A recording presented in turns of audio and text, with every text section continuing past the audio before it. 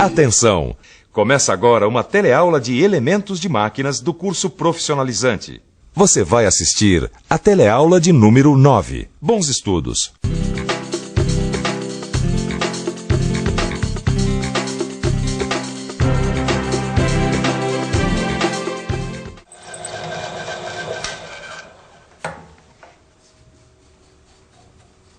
Oi, estava aqui fazendo um furo, trabalhando, enquanto isso eu pensava na seguinte questão. Você já conhece os parafusos que são usados em mecânica, que a gente encontra aí no comércio. Mas se um dia você precisar de um parafuso que não for fabricado comercialmente, a gente vai estudar os cálculos de roscas triangulares para produzir parafusos muito usados em componentes mecânicos, especialmente a rosca métrica e a rosca Whitworth. E para aprender a fazer esses cálculos, a gente tem que seguir uma série de indicações que estão em formulários, os quais você precisa conhecer muito bem.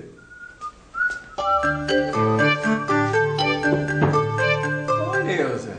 Aí? Muito bem, hein? Tô gostando de ver. Estudando os formulários. Quem não estuda não aprende, Ed. Mas peraí, a gente já estudou isso aqui, não estudou? Não, a gente já estudou, mas eu tive pensando, e se a gente tiver que fabricar um parafuso pro nosso kart? A gente vai ter que ter intimidade com esse lance de formulários. Tá certo, Neuza, eu concordo com você em gênero, número e grau.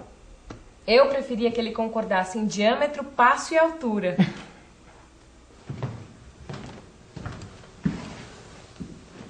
Passo, diâmetro, altura, como você deve estar lembrado, fazem parte da nomenclatura que a gente usa nos formulários.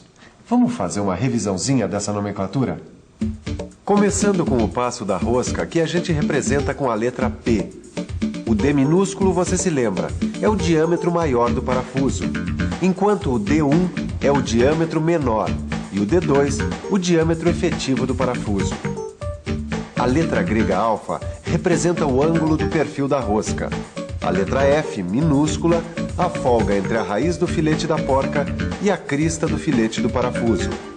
O D maiúsculo é o diâmetro maior da porca, enquanto o D1 é o diâmetro menor da porca e o D2 o diâmetro efetivo.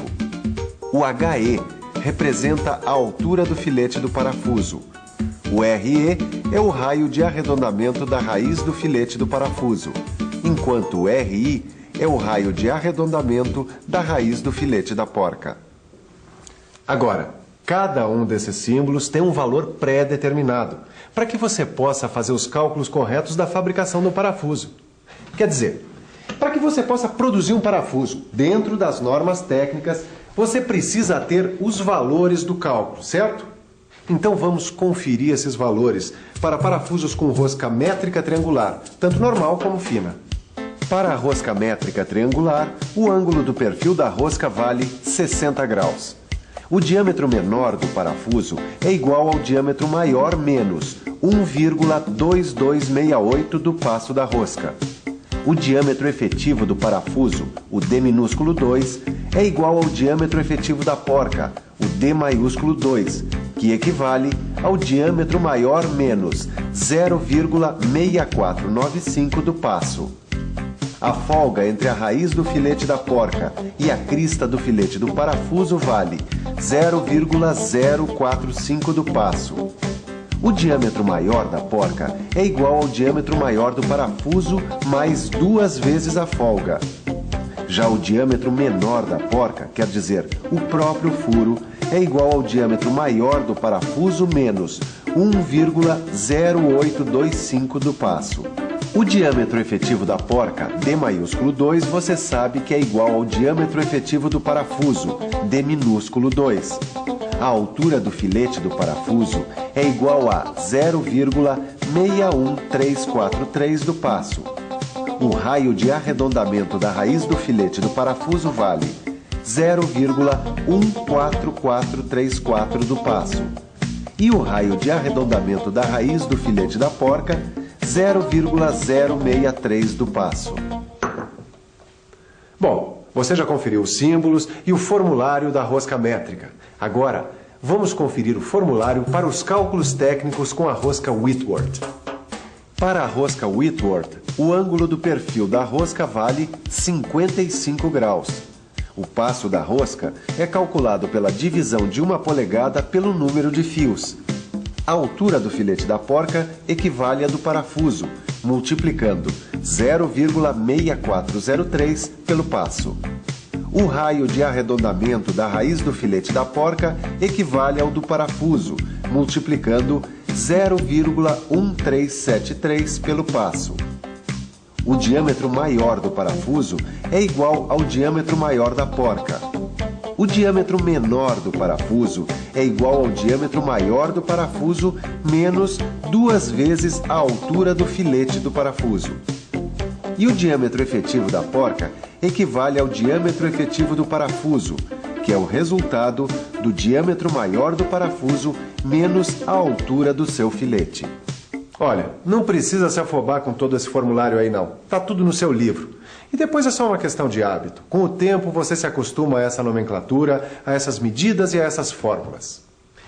Agora eu quero te perguntar uma coisa que a gente já viu aqui no telecurso de mecânica.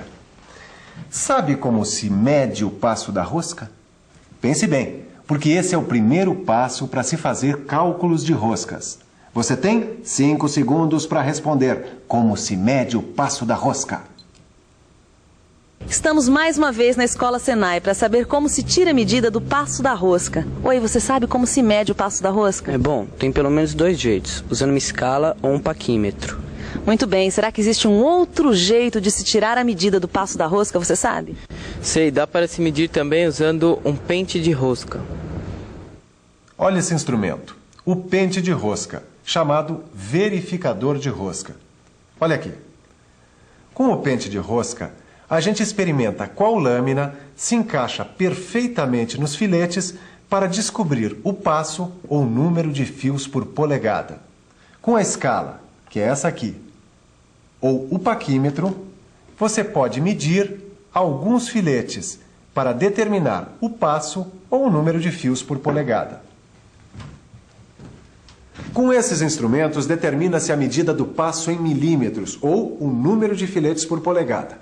Agora, se a gente vai precisar da medida em milímetros ou o número de filetes por polegada, depende do sistema da rosca. Se é o sistema métrico, o sistema Whitworth ou o sistema americano. Olha só que interessante, Nilzinho. Ó. No sistema métrico, as medidas das roscas são dadas por milímetro. Ó. Agora, já no sistema Whitworth, ou sistema inglês, as medidas são em polegadas. E no sistema americano, as medidas são... Em polegadas também. Ah, você já sabia? Já sim, mas tem outra diferença muito importante. Conforme o sistema, os filetes variam de forma, de ângulo e de outras coisas mais. É mesmo? Só é. Confira a variação dos filetes em cada um dos sistemas de roscas. É isso aí. No sistema métrico, os filetes têm a forma triangular. Eles formam um ângulo de 60 graus, têm a crista achatada e a raiz arredondada. Já no sistema Whitworth, os filetes também têm a forma triangular, mas formam um ângulo de 55 graus, tendo tanto a crista como a raiz arredondadas.